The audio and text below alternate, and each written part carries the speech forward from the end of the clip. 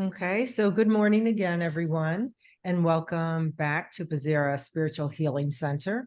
We are a non-denominational spiritist center and respect all religions and spiritual traditions. So we encourage conversation, participation, and any questions you may have. Before we start the announcements, we always begin our service with a prayer. And this morning, Mark was signed up for our prayer. Would anyone like to volunteer to do the prayer this morning before we start our opening prayer? Can I get a volunteer? Yes, I can do it. I just, Are you sure? maybe not. Okay. Robbie, would you be open to say the opening prayer? No. Okay. Another taker, Charles. I can, Brian. Oh, thank you, Brian. Yeah, you're welcome.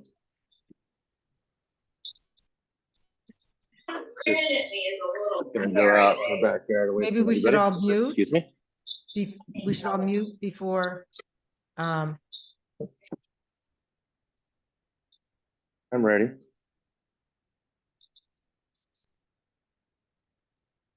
Dear God, thank you for this opportunity to bring friends and family together, to share together in a current of your love, to gain knowledge, more wisdom, to how to live the life that we're living, to get to know ourselves more, and how to be there for another. Thank you to our mentors who are here assisting us, helping us align with the energetic current, unifying all of us, so that together, as one, we learn. But together, we love as we hear and absorb. And may we carry this energy in a unifying current to the second step, to healing meditation, in which our mentors are preparing us for now. May it awaken in us a greater consciousness of God's love for us and everyone and everything. Let's begin today's service. Bless you all. So be it, and so it is. Thank you so much, Brian. So Bezerra Healing Center, also known as BSH, is a member of the United States Spiritist Federation. So our doctrine is based on scientific, philosophical, and religious principles. And as the Spirit Emmanuel taught us, the Spirit Emmanuel is the spirit mentor of Chico Xavier. Emmanuel taught us that knowledge and love are the wings for our spiritual evolution.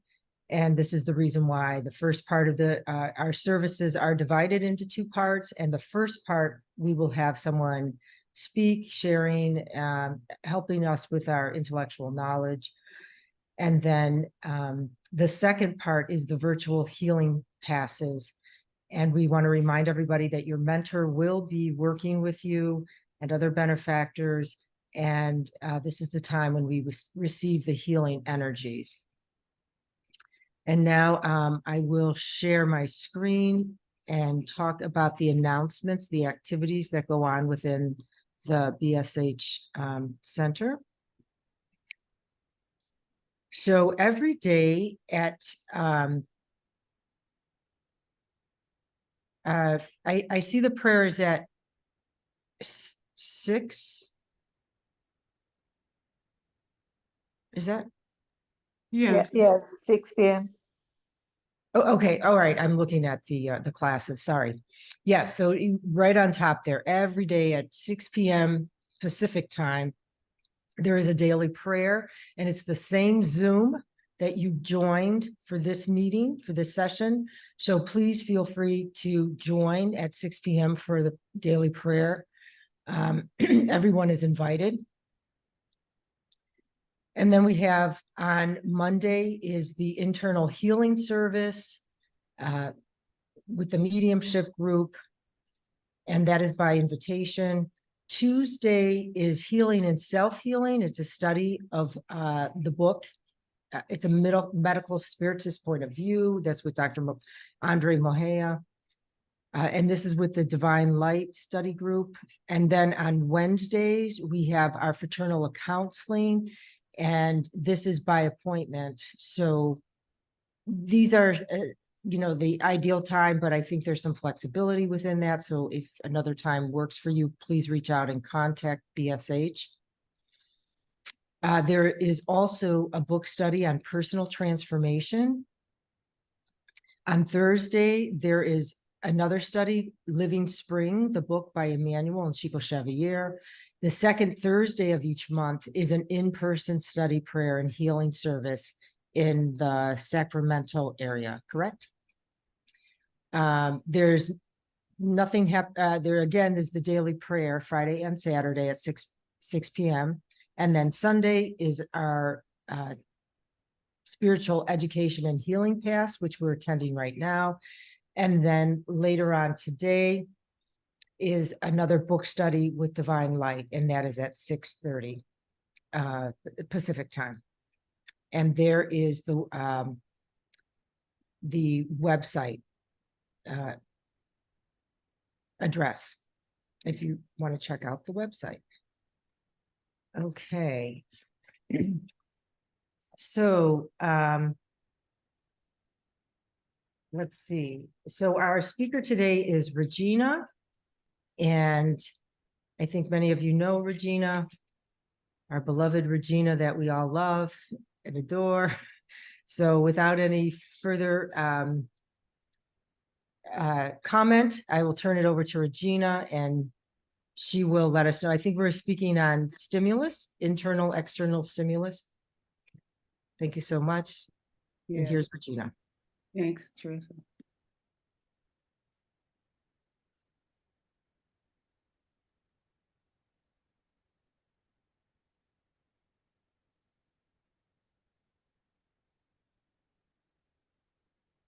Okay, so my talk has been inspired by these two books, The Wellspring and the Gospel According to Spiritism. All right, let's see if I can get these to work. Love and okay, so much can be said about internal and external stimuli. And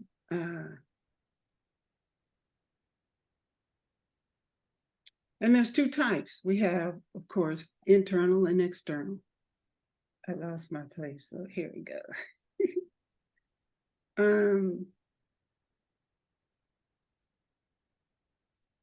So the world is made of love. This is true.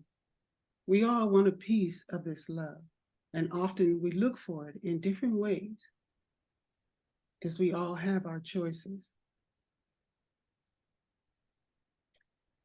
All right, let's see.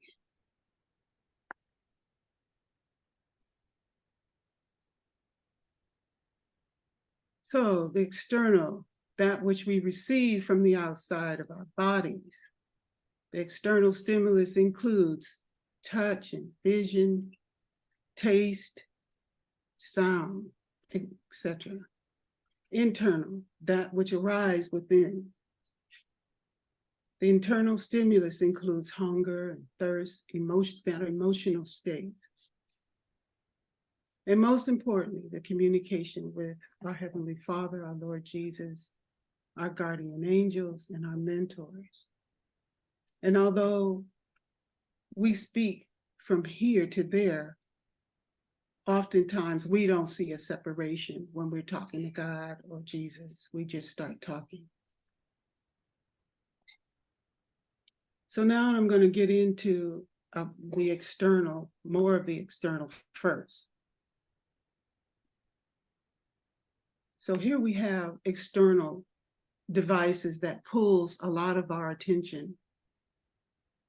And these external devices occupy a lot of our time. Sometimes we may spend hours watching TV, on Instagram, Facebook, looking through our cell phones, ads and messages. And again, like I said, we may even talk to God or Jesus just from being where we are. And money is a huge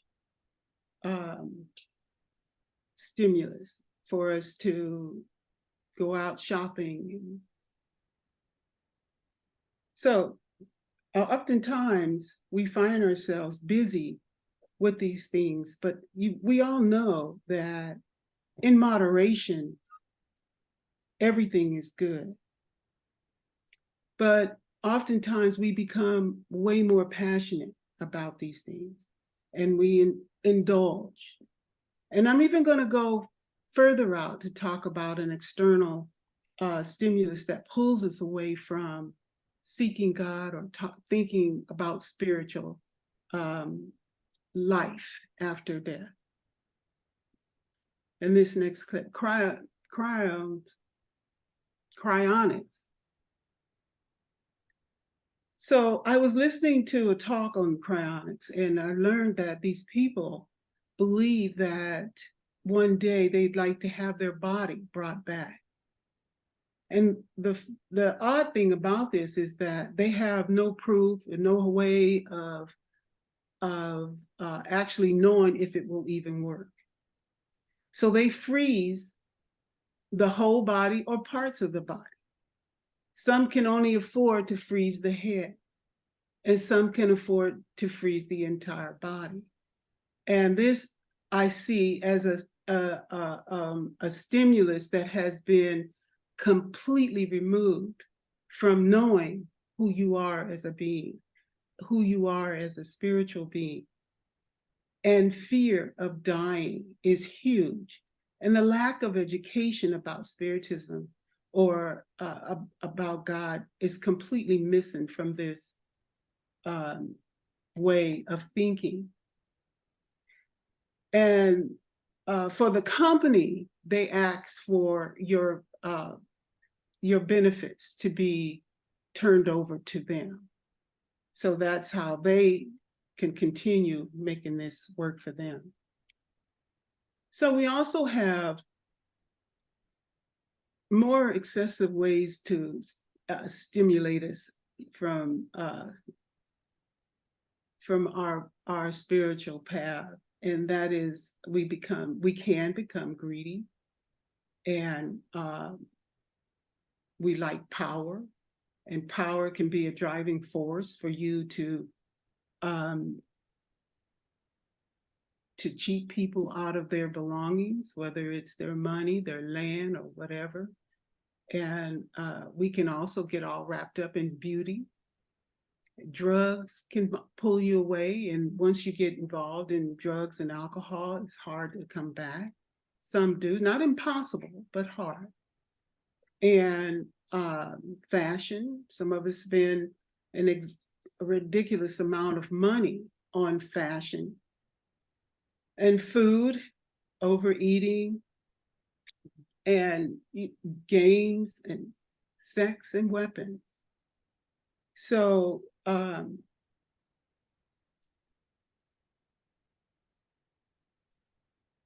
these things are necessary, but again, done in moderation, it's not a problem.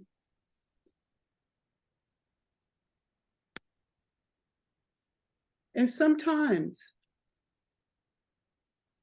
we search for things that are not in our control. And sometimes we feel that we are alone, nobody loves us, nobody sees us. And again, you're looking outside your space for what you need, for that love that says that I'm a part of the human race, that love that says I am a child of God, you know? And maybe you even said, you know, you're the ugly duckling.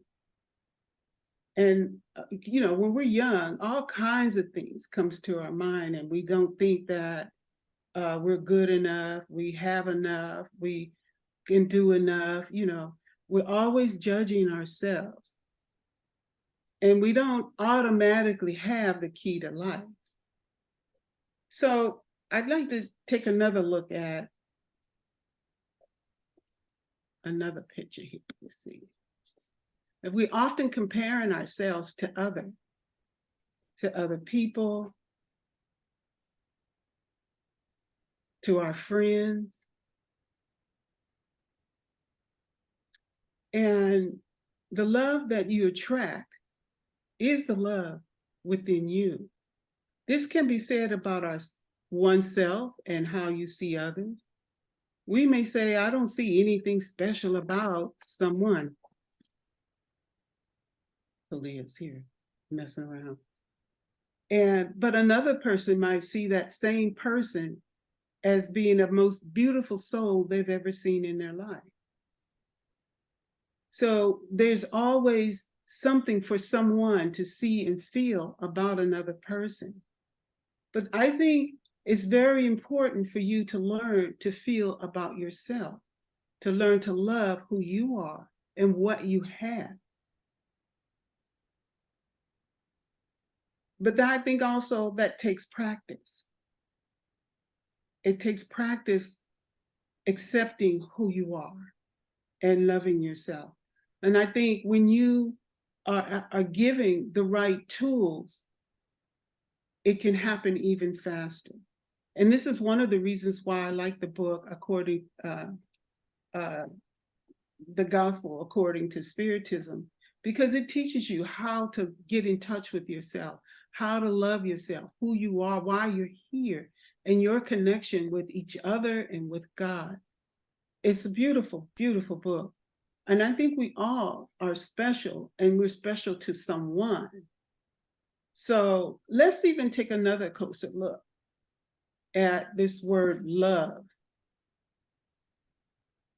To love is to think beyond oneself. Love is charity, forgiveness and kindness, respecting oneself and others. It's often mistaken for passion. Love is neutral.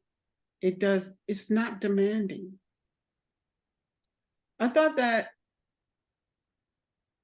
is love. I know that we often would think, even when it comes to this passion, that jealousy was related to this passion, but all of that we learn is very different.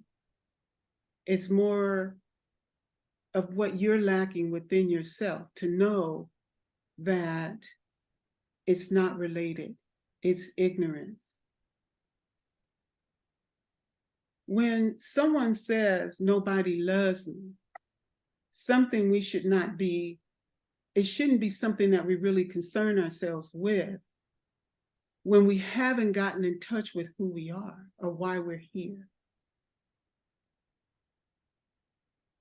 And I also think that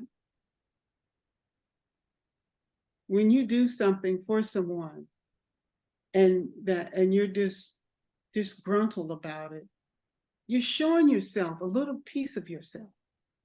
And we don't often stop and ask ourselves, well, why am I so upset because somebody's asking me to do something for them? Why do I hate that? You know? And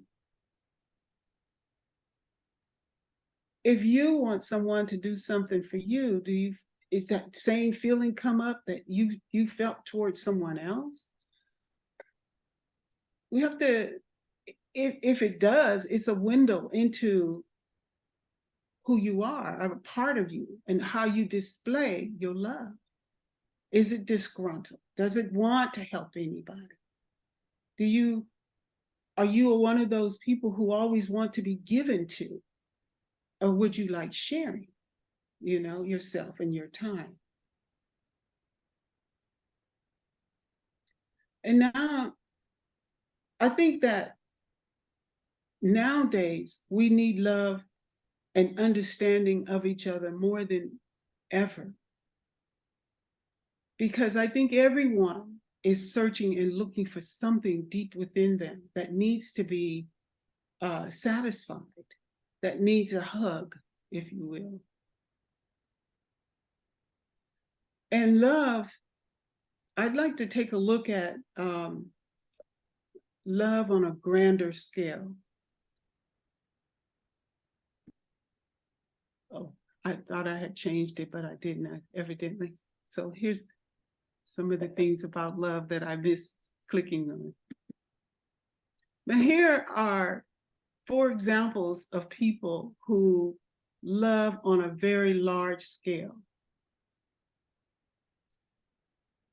Mahatma Gandhi taught his people during his time how to love without violence, how to get things without violence.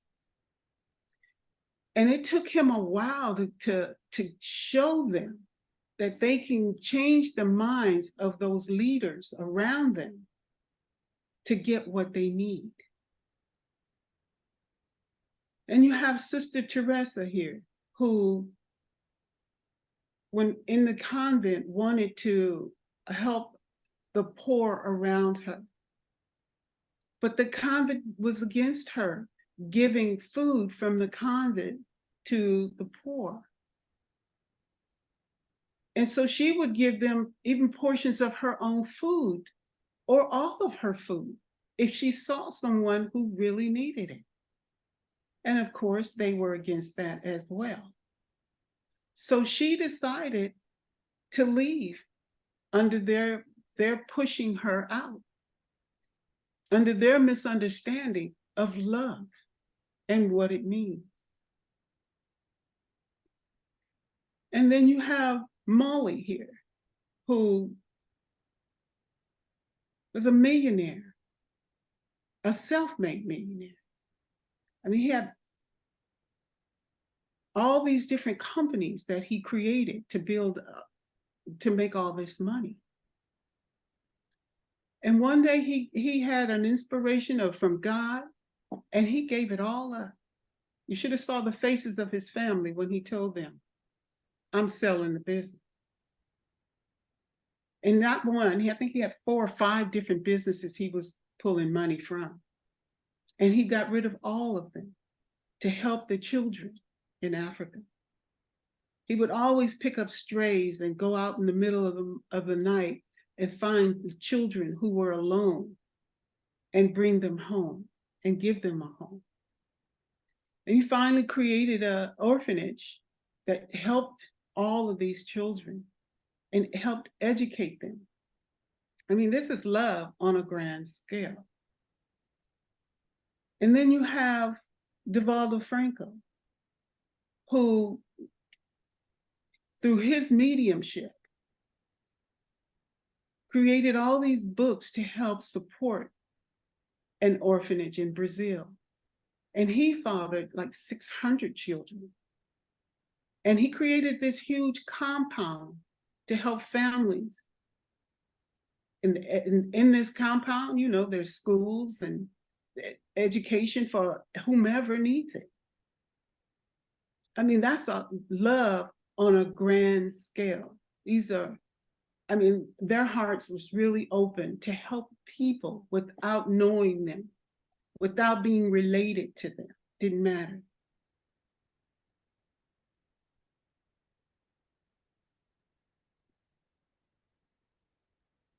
And we just saw 4 people who share love, and they're examples of it.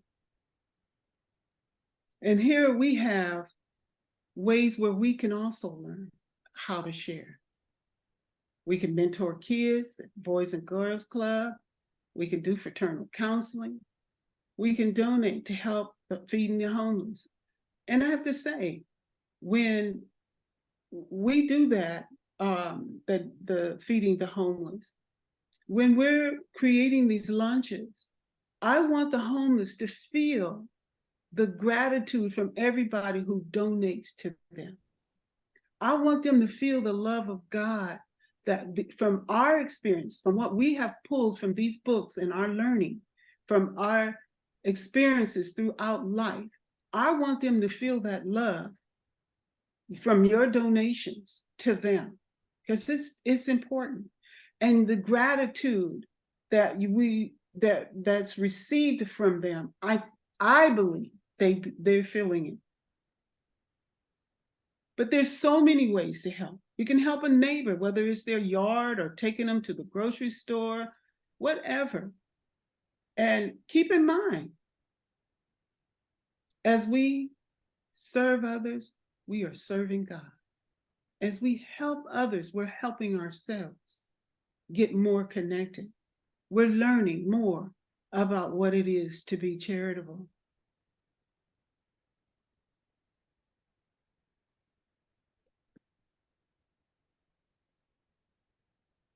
So doing good should always be for the love of God.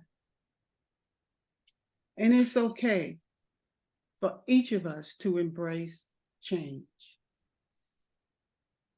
It's not easy, but it can be done.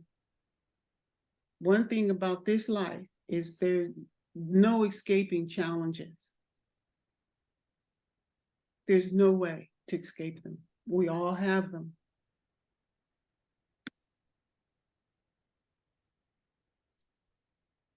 And there's nothing greater for humans than to know that you're being loved by God. He spreads his love equally like the sun.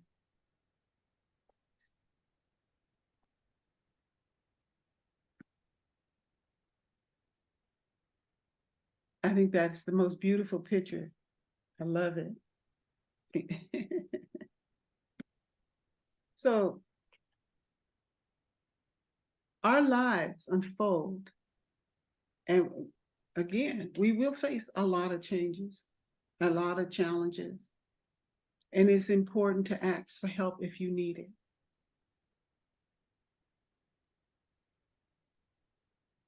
It helps to be active in your neighborhood throughout your life. Be active.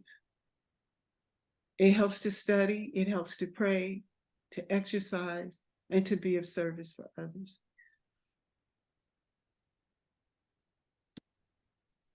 So what's in your toolbox?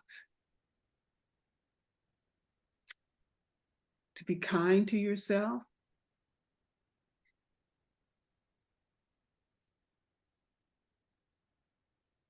discipline, being patient, being charitable, prayer.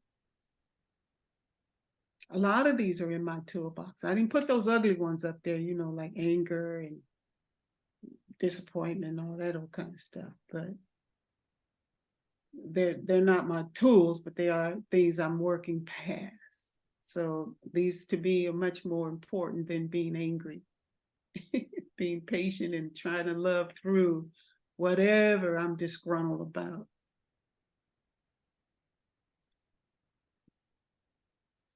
So, in the introduction of the gospel, we learned nature is love.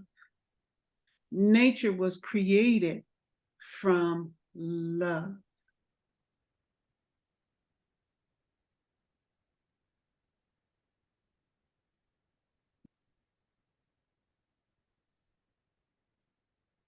And it's okay. When we love, it's like our own private 4th of July. Our whole mind and body feels a particular way.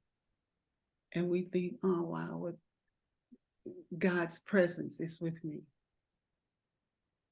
Love is nourishment to the soul. And it's essential, it's an essential food by which we live. Again, you might even ask, well, what is love? It is that which continuously imparts life to our soul.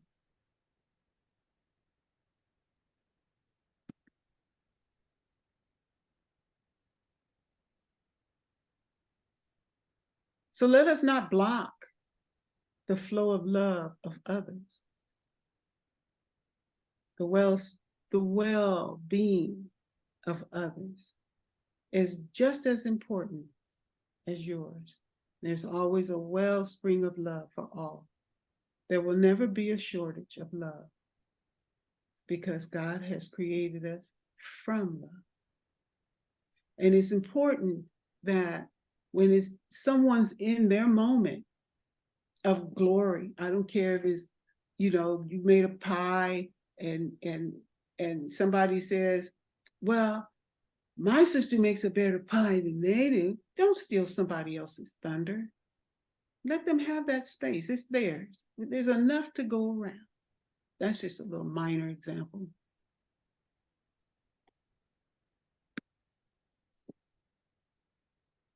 When God created the earth, He made sure there would be enough for all of us to have what we should share. And it's important to share what you know, what you have. If it's allowed, if that person opens that door, take a moment and say, you're not alone. Hello, hi, how are you? Whatever it is that's needed there.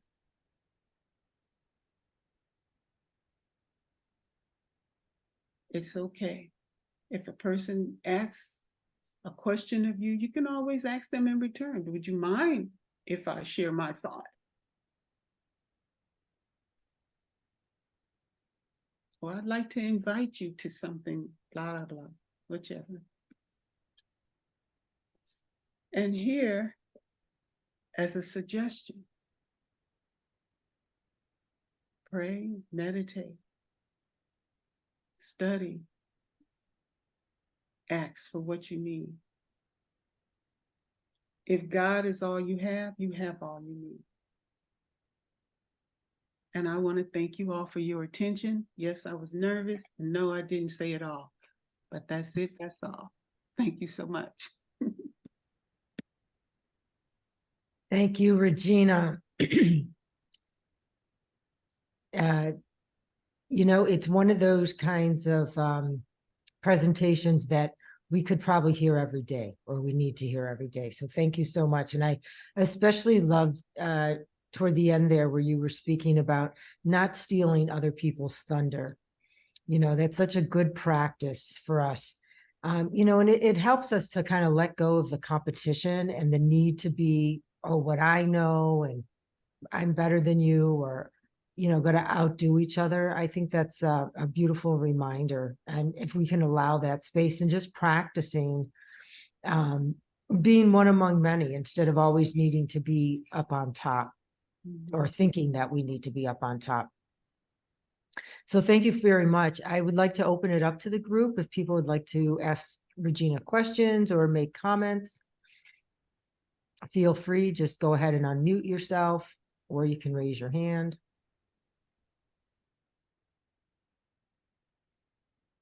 And if you don't have anything, that's fine too. I'm okay. Hey, I loved your presentation, Regina. What really stuck out for me is something I'm trying to work on in my life, and that's controlling the excess I have in my life. It's really interesting to me as I've seen myself. I don't have a lot. I have whittled down what I've had. Moving across the country twice and going through a divorce helped a lot of that for me to get rid of stuff. But it's just a practice of being humble. It reminds me of not how much do I truly need versus how much I want. And I've really been examining those two a lot lately. And it's very interesting when I reflect on how much I have, to me, that is excess. And how much worry we can start attaching to the things that we have as excess because we want to keep it. We're worried about losing it, someone taking it. It's just an interesting dynamic to realize for myself, the less I have, truly, the more free I am. the less energy I have to give on worrying about it, of any of it. You narrow it down. And when you take away that energy you give towards it, you free it up for other areas of your life that you can give it to. So thank you, because I think that's a great topic. And truly, we as Americans can reflect on that, because we are blessed in a country that allows us to accumulate a lot of excess. So it's something that each one of us can look at. So thank you for bringing it up. Oh yeah, Bobby, thank you for saying that, because that reminded me of a lady that I met one day in UPS, and she was saying, "You're going to see me on Hoarders. I'm gonna be on Hoarders one day." And she was just bragging and kept saying it. I said, "Wow!" And I'm gonna make this real short. So I got the opportunity to be at the counter with her, and I said, "Wow, you gonna be on Hoarders, huh?" She said, "Yeah, I'm gonna be on Hoarders. I want you to look for me." I said, "Okay, but just remember this: people who collect all this stuff. You ever heard of those spirits who haunting houses, and they're always and protecting their stuff, in the house." Yeah. I said, "Well, that's what you're gonna be doing. You're gonna be right there. Instead of lifting off, you're gonna be right there with all your stuff." "What? You mean to tell me I won't be able to go to heaven?" I said, "Not if you garden your stuff." She said, "I'm getting rid of that stuff." That's a short version. That's the short version. She said, "I'm getting rid of that stuff. Don't be looking for me on no Hoarders." I said, "Good job." Regina, first of all, good morning. Good morning. Second, I just wanted to thank you for bringing up again the point of allowing other people to have their day in the sunshine, because I think it goes even deeper than that. Because when we can't allow other people to shine or accept the fact that we are just one of many, then it creates a real problem for us when something in life throws us a curve and makes us realize that we are only human, just like others. That's really difficult to grow out of. So being able to, if nothing else, start with realizing other people are just as important as we are, and allow them to be able to shine. I think that's helpful for us and really spoke to me. So thank you. You're welcome. Thanks. Thank you, Gina. This is very good subject. That you choose the hardest, beautiful point, to love, because there are so many misunderstandings with the word love, and you opened that very nicely. And love, when we have, is that what we are attached to that. The only thing that we can get when we are going to journey, that is our loved one, what we like to have with us. And what you mentioned is very important, that most the people, or some people, think that God doesn't love them and make difference between them and the other people. And here is when we think that we love ourselves, it doesn't mean that we are ourselves. That is God that loves ourselves and put it this love to us, that we can see that God's love us. We should love us first, and then we will see that God loves us too. And the other things that you mentioned is all of the love that you explained, what is that? And I think you do the best love with bringing this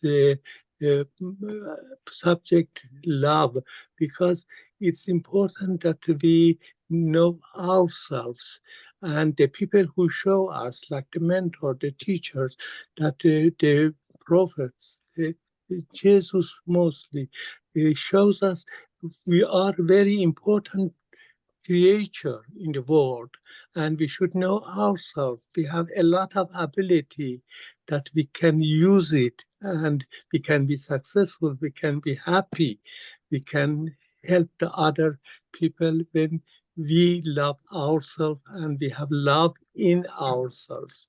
Thank you. Thank you for your presentation. Thank you. Wilson, thank you very much.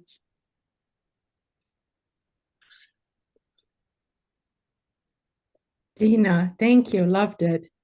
And as I said, I posted, but I have a minute to say it. And that is, it's so clear. Your talk was so clear and so practical. And then to top it off with John's quote, unbelievable. That's all really what we need, really, right? All Yeah. we need to remember is if God is all you have all you need.